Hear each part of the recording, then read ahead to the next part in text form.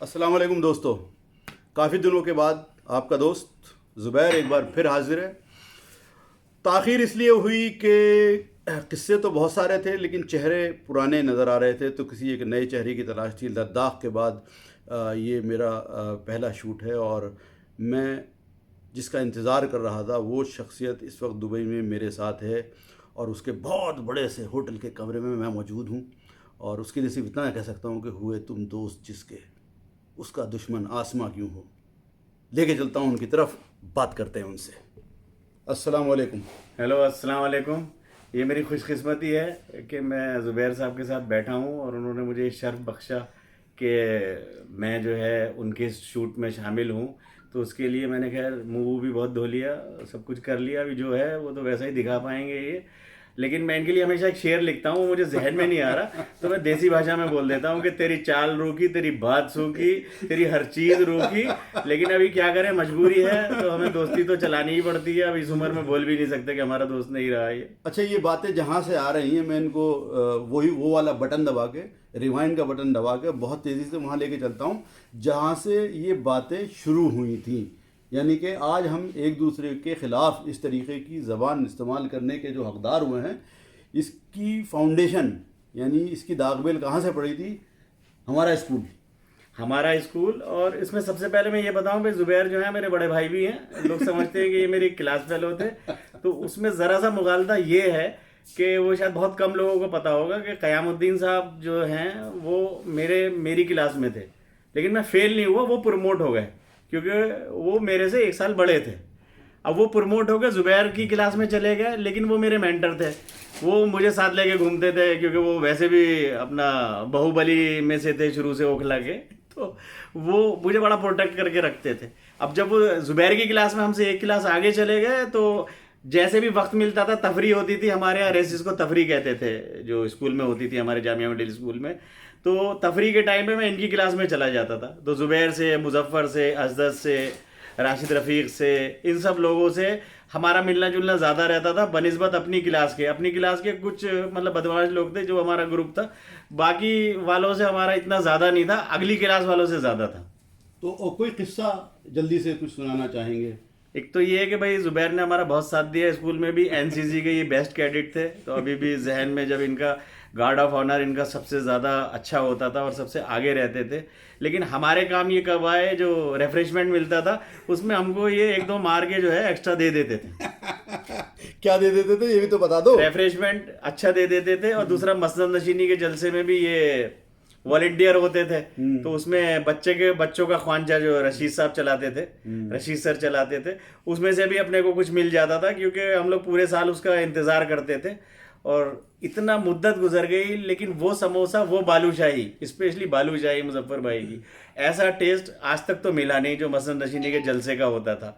तो मुझे पूरा याद है, उस पैकेट में एक संतरा होता था, एक समोसा होता था, एक बालूशाही होती थी, और ज़ुबैर कुछ बर्फी का पीस एक बर्फी का पीस होता था, जो कि बहुत ही जिसे कहते हैं नॉवेल्टीज में एक आता था। और जो हमारा सरकारी तौर पे जो हिस्से से एक मिलता था लाइन लग के, वो रख के, ये वॉलेंटियर थे ज़ुबैर, तो ये हमको जो है उसमें से 2-3 पैकेट दे देते थे। तो वो हम लोग फिर कैंटीन के बाहर बैठ के मज़े ले लेके खाते थे। क्योंकि ये मुआज़रत के साथ उन उस्तादों के लिए जिन्होंने हम पे भरोसा करके हमें वॉलंटियरशिप दी थी, लेकिन बखुदा ये चोरी नहीं थी, ये शरारत थी और कुछ नहीं। हाँ, मतलब शरारत भी बोल सकते हैं, और ये इनका बड़कपन भी था कि इतना ख्याल रखते थे ये। मैं तुमसे जानना चाहूँगा कि वो याद है कि जामिया की लारी थी, जामिया की लारी जिंदाबाद, जमान भाई उसको चलाते थे। एक किस्सा 2-3 मिनट का है, वो अगर हो जाए तो क्या मजे आए। जामिया जब पिकनिक का अनाउंसमेंट होता था, तो वो एक ऐसा होता था कि हमारा कोई त्यौहार या फेस्टिवल सीजन शुरू हो गया, उसके लिए काउंसलिंग की क्लास होती थी। अब तो ये सब इंग्लिश के वर्ड्स आ गए, काउंसलिंग की क्लास है, ये है। तो उसमें जो भी क्लास टीचर होता था वो ब्रीफ करता था बच्चों को कि भाई पिकनिक है, आपको ये करना है।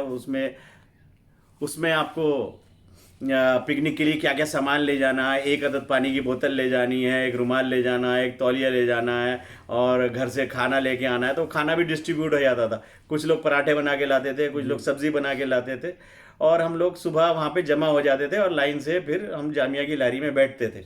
और जो असातिज़ा साथ जाते थे हमारे वो हमको पहले से ही खबरदार कर देते थे कि कैसे कैसे हमें रहना है। और सबसे ज़्यादा मतलब मैं बताना चाहूँगा, मैं भी बात सही ना हो, लेकिन बुद्धा गार्डन जब जामिया की लारी पहुँचती थी तो सब टीचर कहते थे कि भाई दूर से देखने का, इशारे नहीं करने का।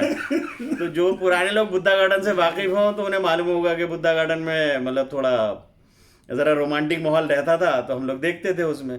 तो एक बार एक हमारे उस्ताद का नाम तो नहीं बताऊंगा, हमने कुछ ज़्यादा ही देख लिया, तो मतलब थोड़ी मरम्मत भी हो गई हमारी उसमें। और लौटते में क्या होता था, अगर पिकनिक में कोई पिटाया नहीं, सब बढ़िया रहा, तो जो टीचर साथ जाते थे उनके जिंदाबाद के नारे लगते थे।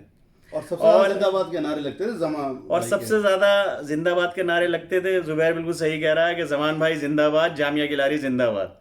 और वो लॉरी अगर किसी को देखनी है तो अब से 6-7 साल पहले तो पॉलिटेक्निक की वर्कशॉप में वो रखी हुई थी, उसकी बॉडी रखी हुई थी। उसकी ऊपर का जो टॉप था वो काट के उसका शेड बना दिया गया था। तो हमारे बहुत उससे जज्बात मुंसलिक थे जामिया की लारी से। और पहला टाइम ऐसा था कि हर चीज़ में जज्बातों से बहुत ताल्लुक होता था। जामिया की लारी जो वहाँ खड़ी होती थी डिस्पेंसरी के पास में, जितनी दफ़ा उधर से जाते थे ऐसा लगता था किसी चीज़ की ज़ारत करके जाना है, ये हमारी लारी है, ये हमारी जामिया की लारी है। और उसका पुराना मॉडल था। जमान भाई का घर स्टाफ क्वार्टर्स में था, जितनी बार उधर से निकलते थे ये हमारे जमान भाई का घर, ये हमारे जमान भाई थी। अभी क्या है, हमारे का वो लफ्ज़ हट गया है, बच्चे भी स्कूल में पढ़ते हैं, फीस भी ज़्यादा है, एसी बस हैं, सब कुछ है, पिकनिक पे जाते हैं तो हज़ारों रुपए जमा भी होते हैं। लेकिन मुझे लगता है कि हमने उस दौर में जो ऐश किए और जो हमको हमारे असातिज़ा से और हमारे स्कूल से जो मिला वो अनमोल है। और उस जो महदूद वसाइल हम लोगों के साथ होते, जाहिर सी बात है हम लोगों का जो बैकग्राउंड था, चूँकि ओखला के रहने वाले थे, ओखला गाँव के, तो कोई ज़मींदारों के घर से तो हम लोग आते नहीं थे। एक बहुत ही नॉर्मल बैकग्राउंड के लोग थे, मिडिल क्लास फैमिली से ताल्लुक़ था। और जामिया ऐसा लगता था कि एक समंदर में आ गए, बहुत सब कुछ अच्छा लगता था। स्कूल में घुसते ही जमा भाई की लाइब्रेरी, जो लॉरी थी, मुझे ये नहीं मालूम, मैं मैकेनिकल इंजीनियरिंग का स्टूडेंट नहीं रहा तो मुझे उसका नाम भी नहीं मालूम, लेकिन सुना यह था कि जर्मनी से वो आई थी। शेवरले थी, हाँ। तो हमारे मुजफ्फर अली बेग साहब चूँकि मैकेनिकल इंजीनियर हैं, वो बैठे हुए हैं पीछे, अभी आएंगे बाद में। उसके इंजन पे हमने रिसर्च भी करवाई थी, हमें ऑटोमोबाइल। चलिए एक और मालूमात में इजाफा हुआ कि जो बचपन में उस लारी में बैठे थे, उन लोगों ने बड़े होकर जब मैकेनिकल इंजीनियरिंग की तालीम हासिल कर रहे थे तो उसके इंजन पर रिसर्च भी करी थी इन लोगों ने। Thank you Muzaffar. तो भाई उस रिसर्च में जो है हमारी कोई बदमाशी तो पता नहीं चली तुम्हें रिसर्च करते में कि हमने कुछ उसमें हरकत करी है और उसमें आ गई रिसर्च में। तुमने जो शक्ल डाली थी। अच्छा, मैं हारून साहब ने क्या किया क्या नहीं किया, क्योंकि आज मेरा इरादा है कि इनसे जो हमारी बातचीत होगी इसको 2 एपिसोड होंगे। अभी इस एपिसोड में ऑलरेडी 7 मिनट हो गए हैं, तो बोर मत होइएगा। मैं इनसे दरख्वास्त करूँगा, ये शेर बहुत पढ़ते हैं फेसबुक पे। 2 चीज़ों के लिए आजकल ये मशहूर हैं, अलावा इसके कि इन्होंने क्या ज़िंदगी में तरक्की करी।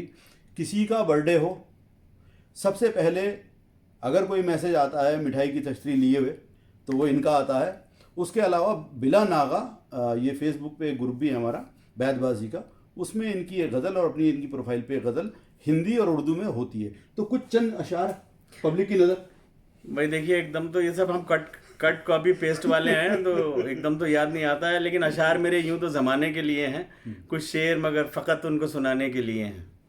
तो अभी मेरे जहन में तो नहीं आ रहा। ज़ुबैर के लिए तो मैं बहुत लिखता हूँ और अभी भी कुछ, कल भी मैंने डाला था इनके लिए एक शेर, तो ऐसा जहन में नहीं आ रहा। दोस्ती जब किसी से की जाए तो दुश्मनों की भी राय ली जाइए। तो दोस्तों यहीं रहिएगा, ये एक इंट्रोडक्टरी सेशन था। इसके बाद मैं हाजिर होता हूँ जल्दी।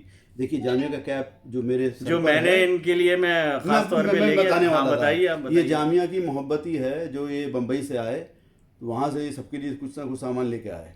मेरे लिए ये नायाब चीज़ लेके आए, ये कैप जिस पे जामिया मिल्लत इस्लामिया लिखा है, इनकी देन है। बहुत बहुत शुक्रिया। लेकिन भाई ऐसा है ज़ुबैर साहब, माजरत के साथ मैं कहूँगा कैप एक है, तो वीकडेज में आपके पास रहेगा ये और वीकेंड्स पे मुजफ्फर भाई के पास रहेगा, क्योंकि मैं मुजफ्फर भाई से भी पंगा नहीं ले सकता। ऑल द वे वो अबू धाबी से मिलने के लिए आया। कुरियर के पैसे आप दे दिएगा, मैं भिजवा दूंगा। हाँ चलिए, ओके, मिलते हैं एक ब्रेक के बाद।